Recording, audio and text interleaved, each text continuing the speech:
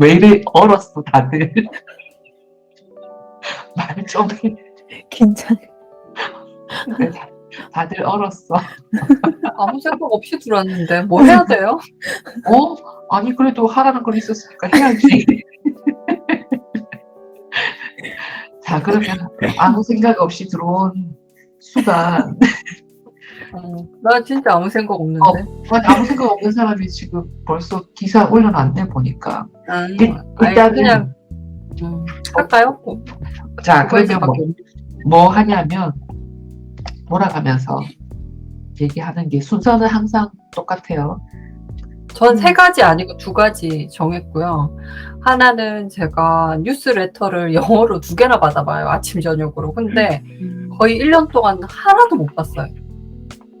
근데 이거를 빨리 봐야겠다는 생각이 들었는데 어머니가 제안해 주셔서 하나 뉴스레터를 정했어요. 아트 뉴스라고 있거든요. 그거 아침에 한 번, 저녁에 한 번 이렇게 뉴스레터가 2개가 와요. 근데 너무 많은 기사가 뜨는 거예요. 숨이 막힐 정도로. 근데 그 중에 하나를 정했어. 그러니까 내 그림하고 거의 항상 그런 얘기를 많이 듣곤 하거든요. 작가들이. 이 그림 어디서 봤는데. 그러니까 세상에 무에서 유를 창조하는 것은 없어. 내가 이런 스타일의 이런 느낌의 색을 쓰고 있는 누군가가 있는 거예요. 다른 나라에. 그 다음에 그 대신 색깔은 그러니까 생각은 다른 거지. 그런데 이제 그 많은 작가 소개 뉴스 중에 나랑 비슷한 작업을 하는 사람들을 발췌해서 거기에 대한 기사 내용을 한번 볼까 생각 중이에요. 첫 번째는. 그러고 이제 2번째는 우리나라에서 지금 워낙 그 한국 미술계가 핫하거든요. 그러니까 미술계 안에서는 지금 거품이 꺼지고 있다고 얘기를 하는데 그 밖에서 보는 그림을 막 컬렉터 하기 시작하시는 분들 같은 경우에는 많이 알고 싶어 하죠. 그거를. 그래서 좀 거기에서 2가지를 나눈다면 큰 박물관이나 미술관에서 하는, 그러니까 판매하지 않잖아요. 미술관에서는 판매하지 않은 그림 소개, 그 대신 이제 세계에서 좀 인정받고 계신 분들 만약에 전시를 우리나라에서 하게 되면 거기에 대한 소식 하나, 그 다음에 2번째는 그 가지가 하나 더, 그 카테고리 하나 더 한다고 하면은 그냥 지금 사실은 80년대 작가들한테 관심이 없었는데 좀 가져졌어요. 꽤나 이제 심오한 작업을 하는 그 작가들이 속속 있어갖고 가격도 지금 괜찮은 작가들이 많아서 그런 작품들 작업하시는 분들 소개시켜주면 좋겠다 싶어서 제가 이제 큰 카테고리는 2개, 그 다음에 그 안에 우리 한국 안에서 소개는 2개, 그러니까 총 3개가 될 수도 있고 매주 2개가, 그러니까 2주에 한 번 2개가 될 수도 있겠죠. 저는 그렇게 정했습니다. 사실은 환경도 하고 싶었는데 그것까지 하면은 내가 너무 그럴 것 같아. 그래도 혹시나 하다가 환경에 대한 것도 소식 전하면 좋을 것 같아요. 왜냐면 최근에도 이제 뭐 고어 해바라기도 지금 테러 당하고 이랬던 기사들이 지금 많이 뜨니까 가끔씩 그런 기사도 한번 다뤄보면 어떨까 그렇게 생각합니다. 그런 엑스트라로.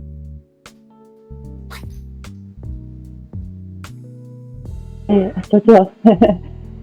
저는 이것저것 되게 많이 찾아봤는데 제가 그래도 클릭수가 제일 많은 게 아무래도 스웨덴 뉴스를 볼 때마다, 아티클을 볼 때마다 기후 관련해서 제가 많이 보는데요. 특히나 이제 그 그레타 툰베리라는 그 여자 학생이에요. 2003년생이거든요.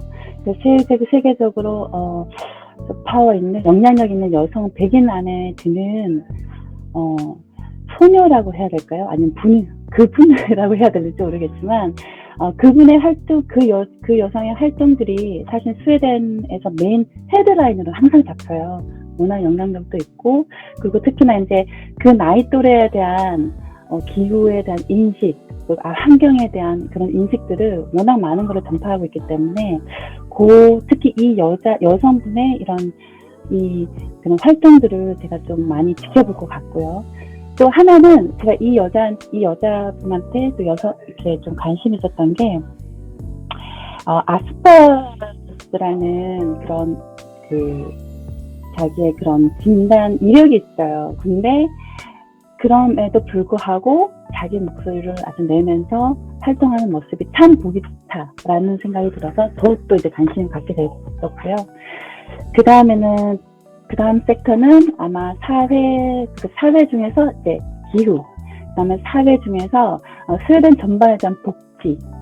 스웨덴이 그 복지로 되게 잘 된 나라라고 이제 얘기를 늘 하고 있는데, 사실 저는 살면서 국민의식은 유럽을 보면 좀 의식이 좀 선진국이라는 건 사실 잘 몸소 느끼고 있어요. 근데 살다 보니, 제가 한 5년 정도 살다 보니 제가 모르는 복지 부분에 대해서 조금 더 알고 싶은 생각이 들더라고요. 그래서 어떤 분이 왜 스웨덴 북유럽 복지가 왜 좋은 건데 했을 때 막상 뭐 의료, 뭐 교육 부분이 뭐 무료이고, 그거는 다 이제 아는 내용이지만 또 세세한 부분에 이게 되게 잘 되어 있는 그런 복지가 많더라고요. 모르고 있던 부분들이. 그래서 거기에 대해서 조금 더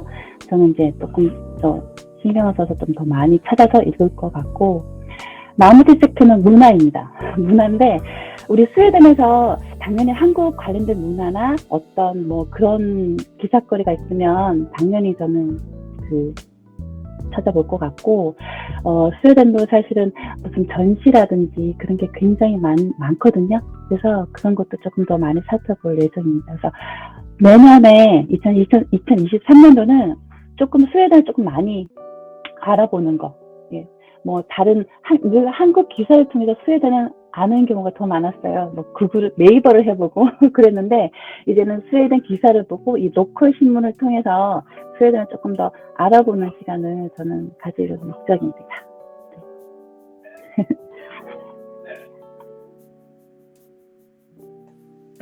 안녕하세요. 저는 그 키워드 지금 뽑아주신 거 보니까 다 이제 신문에서 볼 수 있는 그런 섹터들을 뽑아주신 것 같은데, 저는 진짜 철저하게 자기중심적으로 제가 관심 있는 영역들을 그냥 뽑았거든요. 근데 이게 기사가 될 수도 있고, 뭐 논문이 될 수도 있고, 뭐 다른 책이 될 수도 있고, 그래서 그게 이제 저는 뽑다 보니까 4개가 나왔어요.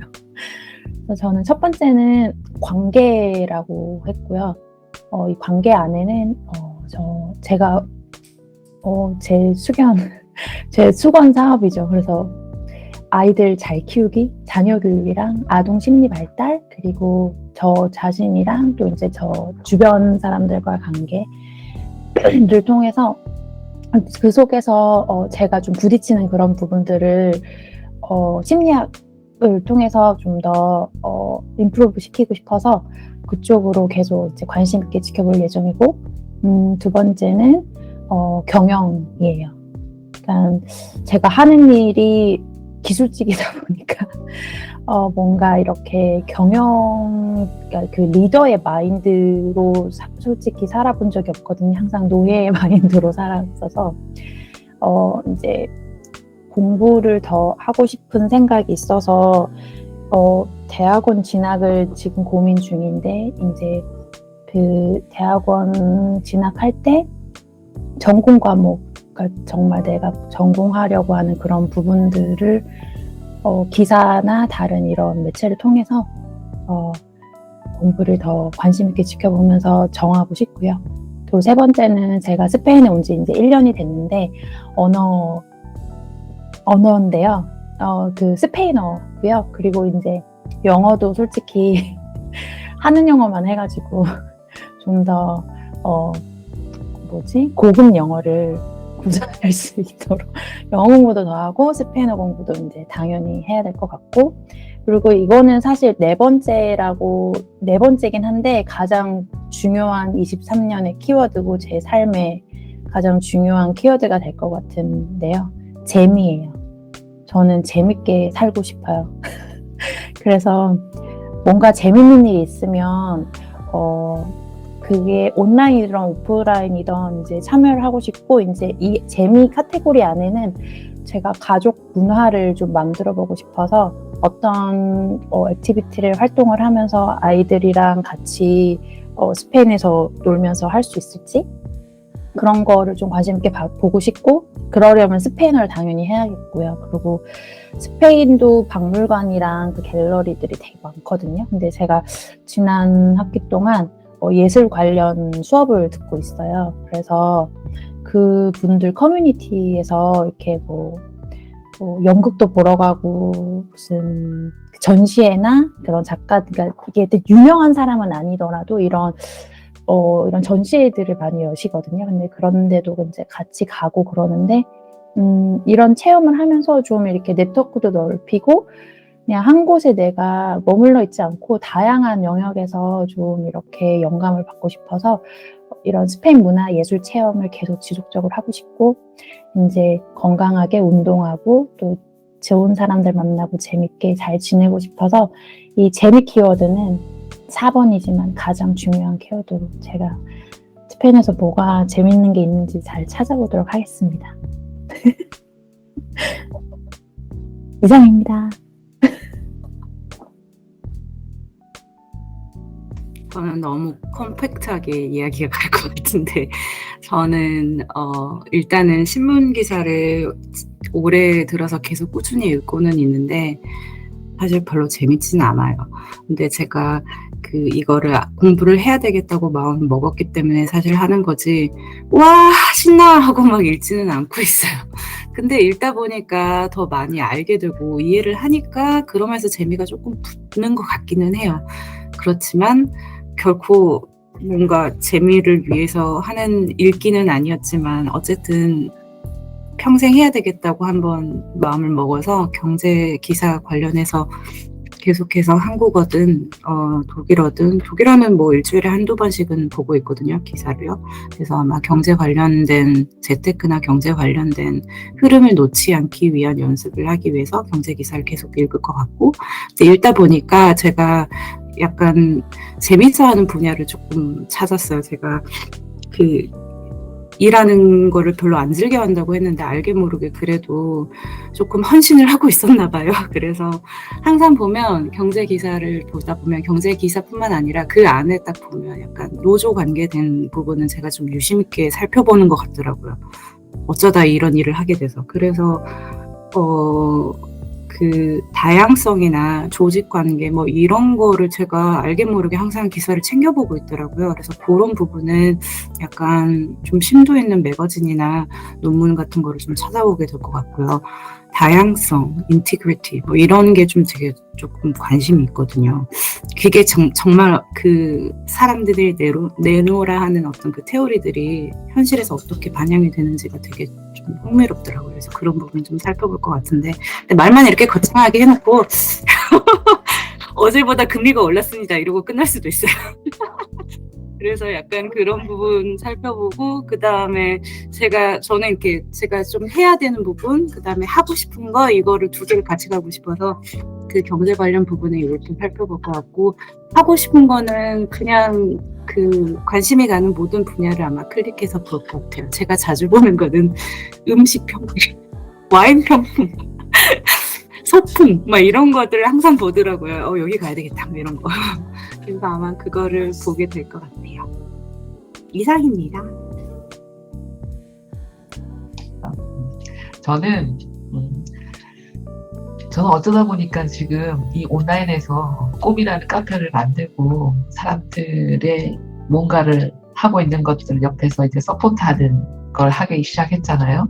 근데 사실은 알고 봤더니 제가 이제 전공을 했던 교육 파트였던 것 같아요. 그래서 평생 교육에 관한 키워드를 가지고 어떤 식으로 프랑스에서는 지금 하고 있는지에 대한 그런 정책 같은 거, 그런데 관심을 좀 가지고 보고 싶어요. 운영을 어떻게 하는지, 그러니까 지역에서는 아주 작게는 소규모로는 어떻게 진행하고 있는지, 국가 차원에서 국가 정책으로는 어떻게 진행하는 것들이 있는지에 대한 관심이 생겼어요. 버리고 있었던 건데 주워 모으게 됐어요. 이걸 하게 되면서. 그 다음에 원래 제가 관심 있었던 부분은 건축, 그러니까 공간에 대한 관심이 예전부터 좀 많았었거든요.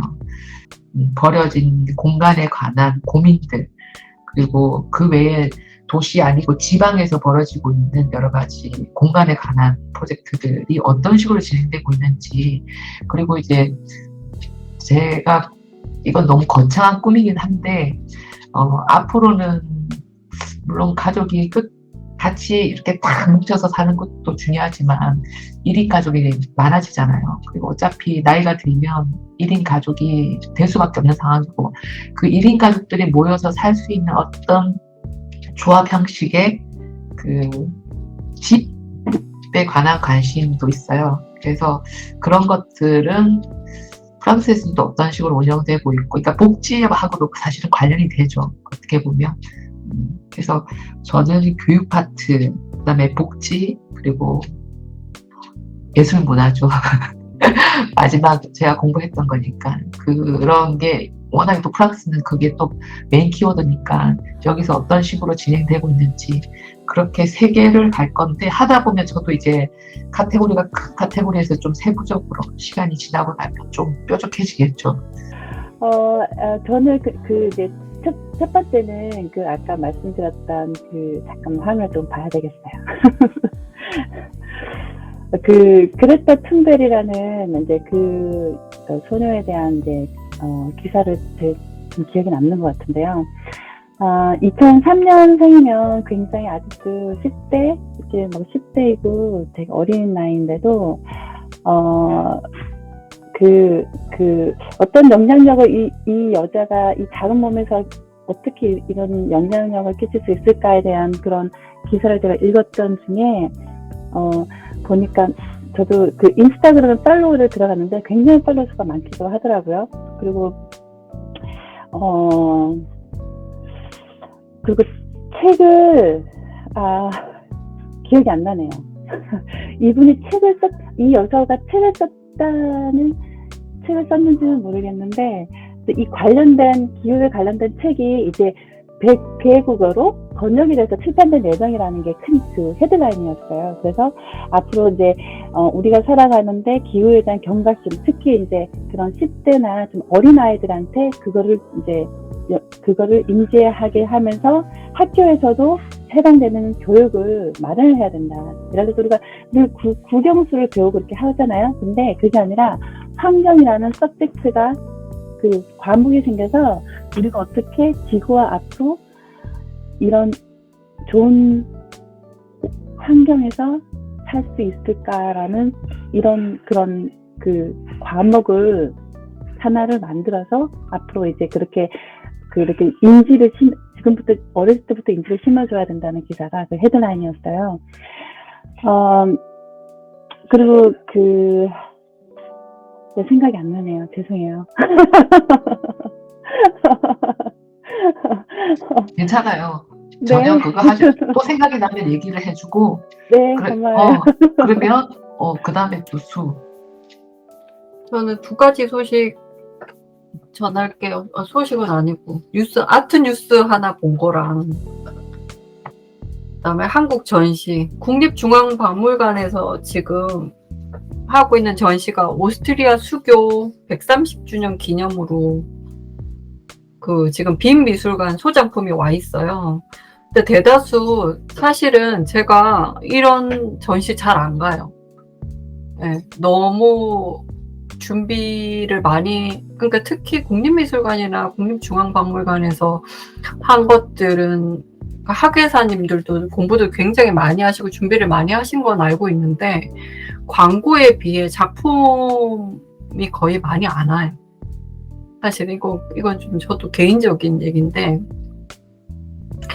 보면은 유명한 그림 서너 점 이외의 스케치 작품이라든지 공예 작품, 조그만 것들, 그거가 합해져서 200점이 왔다, 300점이 왔다, 이런 식으로 부풀려서, 부풀렸다고 얘기하기도 좀 조심스러운데, 그런 식으로 와요. 특히 피카소전, 이렇게 가보면, 요즘은 특히 미디어 아트가 많아가지고, 특히 지방은 진품을 볼 수가 거의 없기 때문에, 그 서울에 이제 예술의 전당이나 세종문화회관이나 국립중앙박물관이나 이런 곳에서는 이제 삼성이나 현대에서 이제 서포트를 해가지고 이제 작품이 와서 열리긴 하는데, 그러려면 이제 그 작품을 지금 이거는 이제 큰 국립미술관에서 이제 서로 왔다 갔다 하는 거기 때문에 그 비용의 문제는 모르겠지만, 대부분 DDP 디자인 그 동대문 프라자 같은 데서 전시를 하는 경우에는 그 입장권이 굉장히 비싸거든요. 예술의 전당도. 그런데 그 입장권을 사서 들어가서 보면 좀 되게 실망스러울 때가 많아요. 그리고 관객을 그 숫자를 제한을 해야 되는데 그 주최 측에서는 제한을 했는지는 모르겠지만 거의 작은 작품을 앞에서 볼 수가 없을 정도로 밀려서 들어가는 경우가 많아요. 그래서 저는 보러 가긴 해야 되는데, 왜냐면 수업이 있어가지고 초등학생 아이들을 데리고 가야 되는데 어떻게 교육을 시켜서 얘네들을 데리고 들어가야 될지 좀 고민이 되는 부분이 있어요. 어쨌든 국립중앙박물관에 지금 전시하고 있다는 거. 그리고 그 박물관에 와 있는 그 작품들이 합스부르크 왕가의 작품들이 많거든요. 공주 그림, 그 다음에 그들이 썼던 도자기라든지 그런 것, 테피스트리는 그래도 좀 이제 운송하기가 용이한 작품이니까 그런 것들이 와 있다고 해요. 그래서 가만히 생각해봤지. 내가 합스부르크. 내가 유럽에 살면서 이 왕가의 이름을 언제 들어봤지 생각을 해보다가, 이건 진짜 개인적인 얘기인데, 제가 빌레로이 앤 보흐라는 그 그릇을 생산하는 지역과 가까운 지역에 살았어요. 그러다 보니까 도자기를 막 모으다 보니까 도자기에 또 관심이 많아져가지고 그 도자기를 갖고 있는 왕가들을 공부하면서 어디서 주워 들었던 왕가 이름이었던 것 같아요. 합스부르크. 그 소식은 거기까지 하고, 아트 뉴스에서 데미안 허스트 사진을 보게 됐어요. 쭉 내려서 보니까 그도 점을 찍고 계시더라고. 그래가지고 얘 또 유명한 데미안이 점 찍고 있네. 그래서 들어가서 봤더니 또 역시나 또 한 발 빠르게 NFT에다가 12월 6일까지 리밋을 정해놓고 핸디 프라이머리라는 그 플랫폼에서 이제 팔기 시작하나 봐요. 그런데 그 옆에 제가 자세히 읽어보지 못해서, 해석을 잘 못해서 그런지 구글을 한번 돌려봐야 되긴 한데, 그걸 한정판으로 판매를 하고 하는데 그 판매를 하는 고객을 심사를 한다는 그 기사가 있는 것 같더라고. 제가 다시 한번 읽어봐야 되겠지만, 그래서 이 플랫폼은 뭔가 한번 다시 들여다봐야 될 것 같아요. 2019년에 만든 플랫폼이래요. 근데 야심차게 데미안 허스트를 그림을 NFT화 시키는 플랫폼이라고 하니까 저하고는 많이 상관은 없지만 들어가서 좀 더 서치를 해봐야 될 것 같아요. 햇립 프라이머리 플랫폼 들어가면은 데미안 허스트 점 찍은 게 완전 쫙 뜨더라고요. 그래서 그도 역시 종이에다가 점을 찍고는 있는데 한 300점 올려놨대요. 들어가서 보세요. 저는 그 키워드 뽑는 거 고민하다가 기사를 어제 겨우겨우 읽었는데, 사실 어제가 12월 3일이었잖아요. 근데 저 아이랑 시내에 갔었는데 기사를 찾다가 스페인어 기사에서는 어제가 스페인어 기사를 처음에 구글링을 할 때 그 페어런트랑 아이들 관계, 부모와 자녀와의 관계에 대한 그런 기사를 찾았고요. 그래서 제가 메인으로 읽은 기사는 어쩌다 보니까 유대인 신문에 가가지고 그 기사를 읽었고, 연관돼서 스페인 기사를 읽고 싶어, 스페인어로 된 기사를 읽고 싶어서 찾아봤는데, 어쩌다가 이제 어제가 보니까 세계 장애인의 날이었다고 하더라고요. 근데 기사를 보고 어제 아이들이랑 밖에 외식을 했는데, 밖에서 그 다운 신드롬 아이들이 단체로 어디 박물관을 갔다가 저희가 있던 카페에 들어와서 다 같이 옹기종기 되게 많이 들어와서 앉았어요. 근데 아이들이 이제 이렇게 보면서 이렇게 손가락으로 가르치면서 이렇게 쟤네들은 뭐야 하면서 이렇게 물어보는데 그거를 어떻게 설명해줘야 되지? 그 자리에서 이제 설명을 해줬어요. 그냥 우린 다 같은 사람이고 그냥 아이들이 소풍왔나 보다고 이렇게 설명을 해주는데, 이거를 어떻게 좀 더 잘 설명해 줄 수 있을까, 그런 거에 대한 고민을 되게 많이 하긴 했었거든요. 왜냐면 이게 처음이 아니고 외모로 보여진 아이들이 이제 중국 사람이라는 놀림도 많이 받고 있고, 요즘 아이들 스스로도 그냥 색깔이 있는 친구들한테는 당연히 그냥 아프리카에서 온 친구라고 말을 하기도 하고, 그냥 이런 거를 이제 고쳐주기 시작하고 이렇게 하다 보니까 이걸 어떻게 접근해서 어떻게 좀 이렇게 이해를 시킬까, 이런 고민을 하고 있었는데, 아무튼 이 자녀와 부모와의 관계에 대한 키워드를 찍다 보니까 이게 나왔더라고, 이런 기사가. 그래서 그것도 관심 있게 열심히 안 되는 스페인어로 읽었는데, 그 스페인어 기사에서는 좀 되게 충격적이라기보다 좀 놀라웠던 사실이, 프랑스 그 기사에서 다운 신드롬 아이를 가지고 있는 엄마가 쓴 아티클이에요. 근데 그런 인터뷰 아티클인데, 프랑스나 뭐 영국에서도 이런 얘기로 뭔가 이렇게 왈가왈부가 많았었나 봐요. 그리고 네트워크 상에서도 사실 그 비장애인과 장애인 아이에 대한 그런 논쟁이 일어나기도 하고, 근데 그걸 되게 불편하게 바라보고, 부모로서 불편하게 바라보고 있는 그런 인터뷰도 있었고, 놀라웠던 건 프랑스에서 공영방송에서 어떤 이런 캠페인이 있었대요. 다운 신드롬 성인이 된 다운 신드롬 아이들이 이렇게 나와서 캠페인을 하는 거예요. 퓨처 페어런트들한테 괜찮다. 우리는 혼자 살 수도 있고 일을 할 수도 있고 뭐 또 할 수 있고, 이렇게 하면서 너무 걱정하지 말아라. 그냥 서포트가 많이 필요할 뿐이지 괜찮다는 그런 캠페인 광고가 있는데, 이게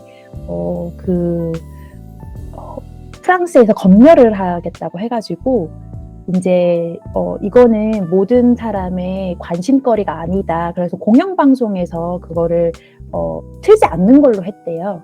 그런데 유럽 인권재판소에서 프랑스 그 공영방송 편을 들어줬대요. 그래서 그런 얘기가 그 기사에 나왔어요. 제가 이해를 잘 하고 있는 건지 모르겠지만, 아무튼 그렇게 봐서 그 디어 페어런츠라는 그 공영 그 광고를 봤는데, 그 캠페인 광고를 봤는데, 저는 되게 좋았거든요. 근데 그게 나와 관련이 있던 없던 간에 그게 이제 검열 대상이 된다는 것 자체가 저는 되게 충격이었어요. 왜냐면 프랑스는 어떤 언론의 자유라든가 이런 거에 굉장히, 그래서 그거를 보면서 좀 놀라웠었고, 유대인 신문 기사에서는 자녀와 부모와의 관계에 있어서 이렇게 중요한 키워드를 6개를 이렇게 보여줬었거든요. 근데 거기에서 이제 1번이 자동 운전 모드를 벗어나는 것, 그러니까 좀 쉬면서 반응하거나 그냥 너무 익숙한 상태로 반응하지 말고 좀 이렇게 그러니까 한 발짝 떨어져서 나의 어떤 상황들을 살피고 이러는 게 중요하고, 그리고 아이랑 관계에서 자존심을 내려놓는 것이 중요하다고 말을 했고요. 결국에 아이는 자기 중심적으로 그러니까 자기 중심적일 수밖에 없으니까 이제 어른이 그거를 이기면 안 된다, 뭐 이런 얘기를 하고 있었고, 또 다른 관계, 아이가 아니고 그냥 내 남편과 다른 사회생활에서 관계를 했을 때 내가 어떻게 그런 관계를 이어가는지를 생각을 해보고 그걸 아이에게 적용을 하라고 하는 거예요. 그러니까 아이의 어떤 그 행동을 이렇게 고쳐주려고 하지, 지적질하고 이러지 말고, 이렇게 누군가를 우리가 만나면 그 사람을 알아가고 그 사람이 뭔가 이렇게 실수를 하거나 약간 그런 게 있더라도 우리는 좀 이렇게 좀 받아들여주고, 그럴 수도 있지, 이렇게 하는데 아이한테 그게 안 되잖아요. 근데 그렇게 어른과의 관계에서 내가 어떻게 하고 있는지 그런 거를 아이한테도 적용해라, 이런 얘기도 있었고, 그리고 그 부모로서 이 관계, 자녀와의 관계를 주도적으로 이끌라고 말을 하는데, 거기서 가장 중요한 거는 어떤 상황이 와도 그냥 조건 없는 사랑을 주라고, 그게 굉장히 중요한 거라고 말을 했었고, 그리고 또 행동보다는 관계에 집중하라고. 그래서 행동을 말 안 듣고 그렇다고 막 거기에 꽂히지 말고 얘와의 관계가 어땠는지 뒤돌아보라고 그렇게 나와 있었고 이렇게 줄줄이 말하는데 너무 긴 것 같아요. 그리고 이제 가장 중요했던 거는 부모로서 나 자신을 먼저 채우라고 하더라고요. 네, 거기서 뭐 다 아는 얘기지만 빈 컵으로 그러니까 쏟아부을 게 없으니까 내 안에 있는 컵 먼저 채우라고 그 말을 하는 게 좀 아는 내용이지만 어차피 인상 깊었고 약간 좀 정리를 해주는 그런 느낌이 들었어요. 그리고 이 아티클을 쓴 사람 자체가 엄마와의 관계가 굉장히 돈독한 사람이었고, 이제 그거를 바탕으로 이렇게 써서, 아무튼, 사랑으로 또 아이들을 대해야겠구나 생각을 했습니다. 아무튼, 말이 길어졌어요. 네, 이만 이상입니다. 여기 프랑스하고 독일하고 이렇게 공유 채널이 있거든요. 악대라고 채널이 이제 굉장히 괜찮은 채널이 있어요. 거기서 악대 라디오라는 채널이 있는데 이 채널이 이제 20주년이 되었다고 하더라고요. 제가 다 좋아하는 애들이 지금 뭔가 행사가 있어가지고 반가워서 전해드리는 건데, 그 악대 라디오가 20주년이 되면서 또 제가 좋아하는 그 빨래도 독교라고 하는 현대 미술관이 있어요. 한국에서는 잘 찾지 않는 미술관이긴 한데, 이 아트 쪽으로 관심 있는 사람들은 반드시 찾는 미술관이거든요. 현대 미술관이에요. 아주 굉장히 좀 예술계에서 너무 급진적이고 진보적이라서, 근데 요번에 그 악대 라디오 20주년 되면서 빨래들 도쿄에서 라이브로 거기서 진행하는 것들을 전부 어제부터 3일부터 12일까지 프로그램들을 아주 다양하게 해서 주제도 굉장히 급진적으로 해서 그거를 현장에서 바로 모든 것들을 라이브로 진행하는 부스가 마련된다고 해서 그런 소식이 있었고, 그 다음에 여기 컬처 카드라 그래가지고 바스 귤티에라 그래가지고 그게 이제 처음에는 개인들한테 15세에서 18세의 청소년들한테 그 카드를 주고 이제 거의 1인당 한 300유로였다고 한 50만 원인가? 그래서 이제 그걸 가지고 애들이 문화생활을 할 수 있게끔 다양하게 예술 문화 부분들의 소양을 키우기 위한 제도로 그렇게 시작을 했다가 이제 오늘 르몽드 뉴스에는 좀 지난 11월 달 뉴스긴 한데 각 한 해당 한 800유로 상당의 그 지원을 해주고 거기에 관한 수업을 운영할 수 있게끔 그렇게 방침이 주어졌다고 하더라고요. 그래서 이제 일단 소식은 간단하게 그렇게 들었는데 그게 어떤 식으로 운영되는지는 이제 그 기사 보면서 주위의 학부형들 한번 물어보면서 애들이 어떤 혜택을 받고 어떤 식으로 그걸 잘 이용하고 있는지에 대해서 관심이 생겼었거든요. 그래서 다음에는 기회가 되면 애들한테 좀 물어보고 소식 듣게 되면 다시 전해드리려고 그렇게 일단은 가볍게 두 가지 지금 파리 언니가 파리 사시니까 파리에 지금 국제 갤러리가 생기거든요. 40년 만에 우리나라 갤러리가 분점을 내게 됐어요. 파리에 국제 갤러리. 그래서 그거가 되게 좋은 소식이죠. 어떻게 보면. 왜냐면 전 세계에 뭐 유명한 갤러리들 분점들이 한남동에 지금 속속 엄청 많거든요. 그런데 국제 갤러리 같이 또 우리나라에 대단한 갤러리가 파리에 생겼다는 것은 유럽 고객들이 있다는 소리고, 유럽 고객들이 또 있기도 하지만 또 젊은 청년 작가들 교류도 활발히 되지 않을까라는 생각을 하게 됐어요. 이 기사를 보면서. 예전에는 파리에 가나 아트센터 레지던시가 있었거든요. 제가 학교 다닐 때는 시각 강사 선생님들이 거기 가는 게 꿈이셔서 가신 분들이 몇 분 계셔요. 그래가지고 참 활발하게 작품 활동을 거기서도 펼치고 하셨는데, 다시 이런 환경이 주어지는 것이 희소식이지 않나? 그렇게 좀 긍정적으로 바라보려고 해요. 미술계 안에서 복잡한 얘기를 빼더라도 어쨌든. 근데 저희는 딱 가을 요맘때쯤에 조금 시끄럽기보다는 그 화제가 되는 뉴스가 그 단체 협약 협상에 관한 내용들이 신문에 자주 나와요. 근데 저는 요 HR 쪽에 그래도 꽤 몸을 담고 있었는데 처음에 이 관계를 잘 이해를 못했었거든요. 이게 이렇게 중요한 건가 싶었는데 이렇게 몇 가지를 예전에 제가 이해가 안 돼가지고 찾아보다 보니까 오스트리아가 그 세계에서 약간 사용자와 근로자의 어떤 관계가 되게 건강하다고 하면 좀 그렇지만 아주 되게 액티브하게 대화가 이루어지는 나라 중에 하나라고 그러더라고요. 그래서 한국 같은 경우는 노조 뭐 이러면 일단은 너무 부정적인 뉘앙스가 많잖아요. 그 미디어상에서도 그렇고. 근데 노조라고 뭐 다 좋아하는 나라는 없겠지만 오스트리아 같은 경우에는 섹터당 그러니까 산업군에 있는 회사들이 웬만하면 다 단체 협약에 적용을 받아요. 그러니까 거의 모든 심지어 그 항공사들도 항공사를 위한 어떤 단체 협약이 있고 저희 회사 같은 경우는 이제 약간 여러 가지 단체 협약을 적용을 하는데 어쨌든 간에 그 아트계의 어떤 회사다 그러면 아트 미술인들을 위한 단체 협약이 또 따로 있고요. 그래서 그거를 사용자 대표와 근로자 대표가 만나가지고 항상 논의를 해요.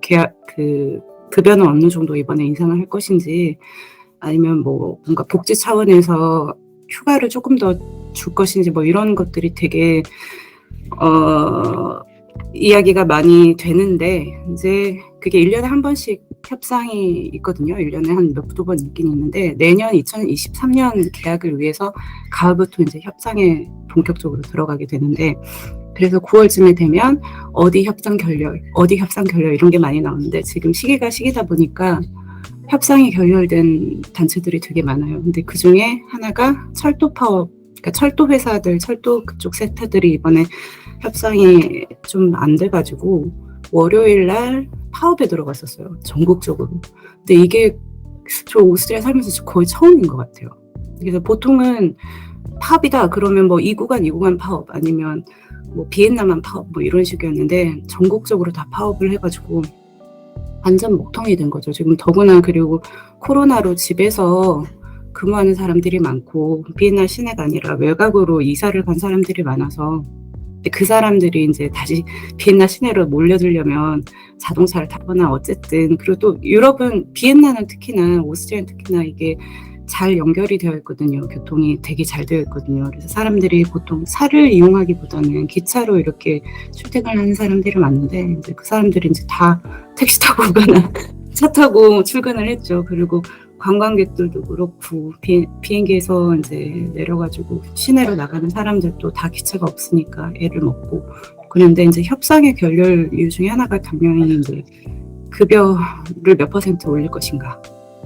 근데 지금 유럽 전체적으로 인플레이션이 거의 10%, 그러니까 약간 잘 사는 서부랑 이쪽은 약간 7, 8%, 10%까지 가는데 이제 다른 쪽은 당연히 더 넘어가죠. 근데 오스트리아 같은 경우는 지금 거의 한 8%, 7%를 적정 그 급여 인상이 아니죠. 급여 조정액으로 보고 있는데 이 철도청에서는 8.8%를 요구를 했다고 해요. 근데 그게 당연히 사용자 입장에서는 니네 미친 거 아니야 이런 거고 근로자들 입장에서는 이미 다 비싸졌는데 이 정도도 못 맞춰주면 우리 안 하겠다 하고 되게 팽팽하게 지금 맞서고 있는 상태인데 그리고 나서의 지금 기사를 제가 못 읽었어요. 어떻게 되는지 모르겠는데 다른 데를 이제 딱 보니까 거의 대부분 한 7%, 7.8%, 8% 이렇게 다 조정을 해주는 분위기더라고요. 그럼에도 불구하고 우리가 지금 실질적으로 임금이 그러니까 너무 많이 올라버려서 약간 약 10%의 뭐랄죠? 그 급여가 깎인 어떤 체감 급여가 10% 깎였다고들 해요. 근데 그 기사를 저는 벌써 봄부터 읽었었거든요. 그 말은 내년이면 더 심해질 거라는 건데 그래서 참 어렵다는 생각을 했습니다. 저희 회사에서도 지금 자르고 있거든요, 많이.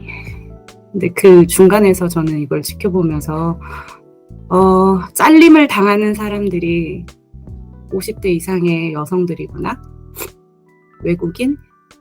나는 왜 안 잘렸지? 이러면서 나 잘라버리지 막 괜히 그런 생각들을 하면서 내 밥은 내가 지켜야 되긴 하는데 이게 참 쉽지가 않다. 이 사용자 근로자의 사회가 엊그제까지 하하호 웃다가 결국은 돈으로 박살나는 이 현실이. 근데 그럼에도 불구하고 오스트리아는 참 그런 그 인권이 있죠. 근로자의 인권 같은 게 생각보다 탄탄하게 잘 지켜지고 있어요. 이게 세요. 입김이 아주 세서 나는 무엇을 할 수 있을 것인가. 항상 결론은 그거죠. 나는 무엇을 할 수 있을 것인가. 저는 그 중간의 입장에서 항상 이렇게 둘을 보기 때문에 알아야겠다. 더 많이 알아야 되겠다. 이런 생각. 그래서 아마 제가 기사 이런 게 더 관심이 가나 봐요. 그 조직생활, 조직문화, 그다음에 조화로운 관계 뭐 이런 거. 네, 아무튼 그렇습니다. 찬바람 불고 있는 오스트리아입니다. 행사가 있었어요. 독도사랑 그림 대회 뭐 이런 게 있었는데 우리도 있거든요. 왜냐면 그런 행사가 있으면 일괄적으로 내려오거든. 네, 맞아. 외교통상부에서. 네, 맞아요. 어제 그림을 그리는데 나도 그림을 못 그리지만 콜린 너무 성의 없이 막 이렇게 딱 하는 거예요. 제가 보기에는. 그래서 야 좀 진듯하게 앉아서 예쁘게 좀 더 해봐. 이랬더니 자기는 이게 다 했다고 막 이제 거기서 신랑이가 약간 그래가지고 거기서 제가 이제 꾹꾹꾹꾹꾹꾹 눌러 담고 근데 이제 거기서부터 조금 시작이 됐어요. 이 틱틱거림이 콜린의 틱틱거림이. 근데 진짜 그게 맞는 것 같아요. 내가 이미 이제 좀 바닥이어서 에너지가 바닥이어가지고 이거를 잘 못 받아주고 있거든요 지금 요즘. 엊그제 그러니까 이번 주 한 2-3번의 마찰이 있었어요. 그래서 이미 한번 폭발을 했었는데 어제 또 그런 상황이 온 거죠. 그래가지고 어제 박차고 나가서 넌 여기 있고 아빠가 너 데리러 올 테니까 엄마를 가게 해달라. 그래도 이제 콜린은 필사적으로 막는 거죠. 안 돼! 이러고 가지마! 엄마 간다. 안 돼! 이거를 밖에서 거의 한 30분을 신랑이 했어요. 엄청 추웠는데. 그러니까 콜린이가 엄마 나 추워요. 우리 같이 가요. 이러고 나는 가겠다. 이러고. 결국은 남편이 빨리 왔어요. 어떻게든. 그래가지고 남편이 데리고 콜린 데리고 가고 전 집에 와서 진짜로 좀 기지맥진했나 봐요. 저 어제 4시에 잤거든요. 그리고 4시에 자서 아침에 일어났어요. 너무 힘들었나 봐 혼자. 그래가지고 아침에 일어나서 이제 어제 쓰다만 글을 조금 정리를 하고 오늘까지 블로그 챌린지를 올려야 되거든요. 그래서 어제 어떤 그 감정들을 어제 좀 쓰고 있었거든요. 아침에 좀 쓰면서 또 한번 오열을 하고 마음을 되잡자 하고 딱 봤는데 우나 언니가 관계에 대해서 이렇게 말씀해 주시니까 와 나는 다 잘못했구나 막 이런 생각이 들면서 근데 되게 유치하게 마음이 정리가 안 돼요. 다 알고 있는데 마음이 정리가 잘 안 돼요. 근데 나도 그래요. 그래서 이런 거 자꾸 매일매일 꺼내보고 그래요. 저도 아침에 소리 맨날 지르거든요. 근데 어제는 혜훈이를 쫓아냈어요. 그런데 얘가 문 열어주세요도 안 하고 똑똑똑 몇 번 하다가 어둠 속에 밖에 그냥 앉아있는 거예요. 나중에 열어서 너 들어올 거야 안 들어올 거야. 그러니까 엄마가 원하면 그래서 아니 들어올 거야 안 들어올 거야. 계속 그러니까 이 자존심 대결, 약간 어머. 기싸움을 계속하고 있는 제 모습이 너무 또 한심한 거예요. 맞아. 근데 뭐하지 나이 먹어서 얘랑 이러지. 맞아요. 그래서 근데 그런 일을 일반 사람들하고 해본 적이 한 번도 없거든요, 저는. 그러니까요. 그런 갈등을 마주친 적이 단 한 번도 없단 말이에요. 당연히. 만약에 엄마랑 저랑 그랬더라면 저는 엄마한테 깨갱해서 그냥 무조건 잘못했다고 하고 말만 잘 들었지 그거를 마주한 적이 단 한 번도 없으니까 이 어린아이랑 이거를 해야 된다는 게 너무 버거워요. 맞아. 그게 매일매일 그냥- 반복이 되니까. 난 성인을 내보낸 엄마로서 내가 다 해본 짓이고 나는 뭐 몇 가지 들었던 엄마니까. 근데 핵심은 그냥 운하도 윤지도 그냥 아이를 사랑하는 마음이 있으니까 너무 좀 죄책감 좀 갖지 마. 애들 다 잘 키우고 있는데 뭐. 그러고 애들이 학교 가는 요 지금 꿈 언니도 마찬가지지만 그 선생으로 있었던 또 시기도 있으니까 꿈 언니도 나도 마찬가지고 선생이지만 또 학부모이기도 했던 사람이니까 뭐 내 과거를 그 반추해서 조언을 할 수밖에 없잖아. 나도 다른 경험이 없다 보니까. 근데 아이가 초등학교 유치원 다닐 때 하고 또 초등학교 가는 거하고 또 달라가지고 학교 입학 시기가 맞물리면 엄마도 약간 사춘기도 아니고 뭐 그런 걸 겪게 되는 것 같아요. 그래서 아이가 큰 아이가 한 2학년 말 정도? 그러니까 2번의 방학이 지나고 나면 콜린도 조금 많이 클 거고 그 표현 방식이 서투르잖아. 특히 남자애들 같은 경우에는. 물론 윤지는 인지하고 있지. 자기가 이제 지금 뭐 에너지가 고갈된 상태니까 이제 그거에 대한 죄책감 때문에 그런데 그걸 좀 잘 안 되지만 좀 벗어나. 저렇게 착한 엄마한테서 태어난 콜린도 복이요. 우나도 마찬가지. 그러니까. 저는 내려놨어요. 그냥 저는 이제 아들이 또 둘이 있다가 보니까 저는 아이들을 굉장히 피곤하게 만들어요. 그래서 빨리 자게 만들어요. 그래서 밖에서 눈이 오나 비가 오나 애를 옷 딱 입히고 놀아. 하루 종일 놀게 해주고 그 다음에 저녁 딱 먹이고 자자. 바로 잠들 수 있게. 그러니까 최대한 부딪힐 수 있는 상황을 다 피하는 노력은 있는 것 같아요. 근데 해마다 다르고 이게 애들이 나이마다 다르고 또 뭐 상황이 다 다르잖아요.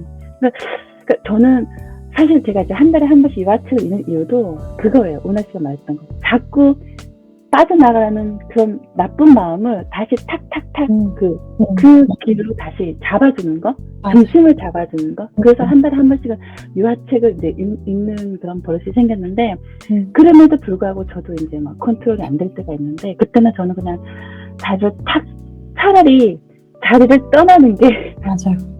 잠시라도 그게 나중에는 덜 죄책감을 느끼더라고요. 내가 나쁜 말을 하는 것보다 그냥 그 자리를 잠시 떠나 있다가 오면 그 아이도 저도 조금 약간 진정된 상태에서 좀 그러긴 해요.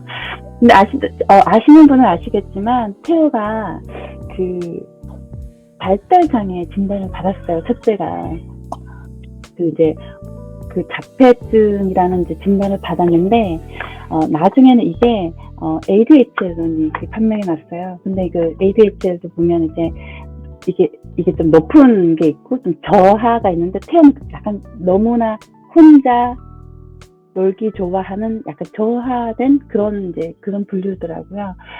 근데 이제 둘째는 너무 밝아요. 완전히 사교성도 크고 너무 캐릭터가 둘이 틀리다 보니 가끔은 제가 정신을 못 차리겠더라고요. 근데 좀 더 저는 저도 윤지 씨 마음 너무 잘 알아요. 저도 몇 번 운 적이 하루도 진짜 애들 잠들기만 하면 오늘 엄마가 너무 소리 들어서 미안해. 오늘 엄마가 그랬지. 진짜 미안해. 다음엔 진짜 잘할게. 근데 태호가 제가 먼저 잠이 들었는데 제 머리를 쓰다듬어 주면서 그 말을 똑같이 하는 거예요. 너무 진짜 그때부터 조금 애를 좀 관찰해야 되겠다. 좀 내가 얘가 좀 발달이 안 된다는 그 부분을 너무 내가 그걸 세뇌시키면서 얘한테 너무 잡으려고 했구나라는 생각이 들어서 조금 발달해 좀 내가 관찰하고 좀 모니터링을 해서 얘한테 어떻게 조금 더 잘해줄 수 있을까, 조금 얘 마음을 조금 더 어떻게 좀 알아볼 수 있을까라는 게 하니까 조금 마음이 나아지기 시작하더라고요. 아, 얘는 요 정도에서 요렇게 되는 애구나. 아, 그래, 잘했어, 요까지. 그래, 다음 조금 더 잘해보자. 그래, 이렇게 좀 마음을 마음을 내려놓는 버릇을 하니까 제 스스로 좀 많이 위로가 되더라고요. 그래서 오늘 윤지 씨 울면서 전도 같이 펑펑 눈물 났어요. 그래요. 애들도 엄마도 다 애쓴다. 갑자기 왜 눈물 터져요? 그러면 내가 잘못했어요. 그런 기사를 가져와가지고. 아니 근데 저는 제가 힘드니까 저는 저만 그런 줄 알았어요. 그래서 저는 아이를 심리 상담을 다니고 있거든요, 지금. 그러니까 저도 첫째가 약간 좀 그 ADHD 거기랑 약간 좀 굉장히 극하게 예민한 그 사이예요. 그래서 그러니까 저는 이제 행동에 대한 게 다 원인이 있다고 생각은 하는데 너무 이제 안 좋은 피드백만 받아오니까 이게 아이한테 너무 이게 들어가잖아요. 안 좋은 그런 피드백들이. 근데 그걸 저도 같이 하고 있으니까. 근데 이게 엄마인데 참고 있다가 괜찮아, 나는 이해한다고 이렇게 책 보면서 또 막 이렇게 마음 챙겨가지고 이렇게 하지만 선생님한테 그런 얘기 듣고 자꾸 이렇게 불려가고 그러면 이게 안 돼요. 정말 막 다 쏟아내게 되더라고요. 근데 상담 받으면서 느낀 건 정말 찐님이 잘하시고 계신 게 화가 나면 그냥 거기를 피해버리라고 하시더라고요. 근데 저는 그거를 다 조곤조곤 다 말하고 뱉어내버리는데 이게 안 되겠구나. 그래서 진짜 요즘은 화나면 그냥 뒤돌아서 그냥 화장실을 가든지 문 닫고 들어가거든요. 근데 많이 그게 도움이 되는 것 같기도 하고. 전 괜히 이런 기사를 가져와서 전 평생 짊어지고 갈 저의 짐이라고 생각해요. 절대 아니에요, 절대 아니에요. 저는 그 ADHD랑 스펙트럼 장애에 있는 친구들을 한 1년 정도 그냥 하게 됐어요. 봉사를 정서 치료를 하게 됐는데 엄청 예민하잖아요. 그리고 그 친구들이 눈치가 엄청 빨라요. 다른 애들보다. 사실은 그냥 막 이렇게 막 정신없이 뛰거나 뭐 이래서 눈치 없을 것 같은데 오히려 다른 애들보다 눈치가 엄청 100단이야.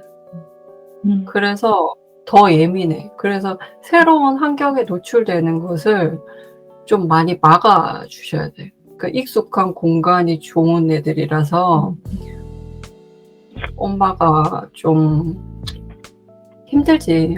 엄마 힘들어. 힘들데 아이도 엄청 힘들어.